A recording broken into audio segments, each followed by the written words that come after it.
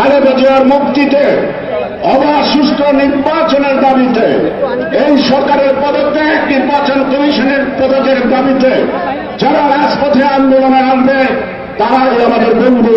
সে যদি শয়তানও হয়, সে যদি শয়তানও হয়, সে যদি শয়তানও হয়। এই দুই দলের চাতাকল থেকে মানুষ মুক্তি পেতে চায়। আমরা দেখেছি গত বিএনপির জনসভায় এখান থেকে বক্তারা বক্তব্য দিয়েছেন, যদি শয়তানের সাথে জোট করতে হয় তাহলে আমরা জোট করব, শয়তানের সাথেও যদি জোট করতে হয় আমরা জোট করব। শয়তানের সাথে জোট করবেন কি শয়তানি করার জন্য? হ্যাঁ, আপনারা শয়তানের সাথে কেন জোট করবেন? শয়তানি করার জন্য। ওই শয়তানদের সাথে জোট করা শয়তানদেরকে বাংলাদেশের মানুষের ক্ষমতায় দিবে না। বলেছেন, এমন কথা বলেছেন যে দরকার হলে, প্রয়োজন হলে শয়তান রাজপথে নামলে তাদের সাথেই আমরা জোট গঠন করব। আসলেই কি তাই? আসলেই কি বিএনপির আদর্শিক কোনো জায়গা নেই? সবার সঙ্গে জোট গঠনে প্রস্তুত বিএনপি? গয়েশ্বর চন্দ্র রায় বলেছেন।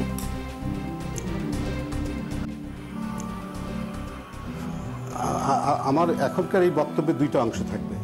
একটা অংশ হচ্ছে জাস্ট আমি এইটুকুরই উত্তর দিব। দেখুন, যদি মহা দুর্যোগ যদি জাতির উপর মানে উপস্থিত হয় তো সেই ক্ষেত্রে কি করা যাবে?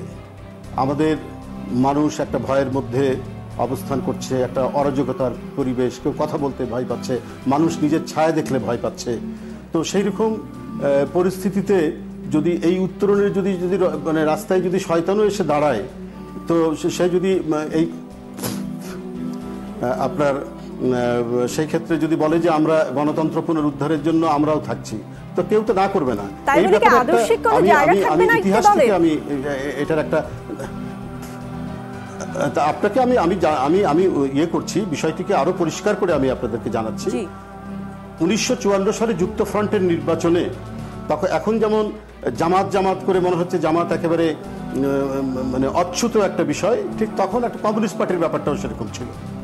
যে সাংবাদিকরা সেই সময় যুক্ত ফ্রন্টের নেতা মাওলানা আব্দুল হামিদ খান ভাসানী, তিনি তখন আওয়ামী লীগের সভাপতি, তাকে বললেন যে শোনা যাচ্ছে আপনাদের জোটে নেপথ্যে নাকি কমিউনিস্টরা আছে। তখন মাওলানা ভাসানী বলেছেন যে আমি যদি নদী পার হই, নদী পার হওয়ার সময় নদীর মাঝখানে গিয়ে হাবুডুবি খাচ্ছি, এমন সময় শয়তান দড়ি ফেলে দিল, তো আমি যদি ওই দড়িটা ধরে আমি যদি নদীটা পার হই তাহলে কি এটা অন্যায় হবে? কারণ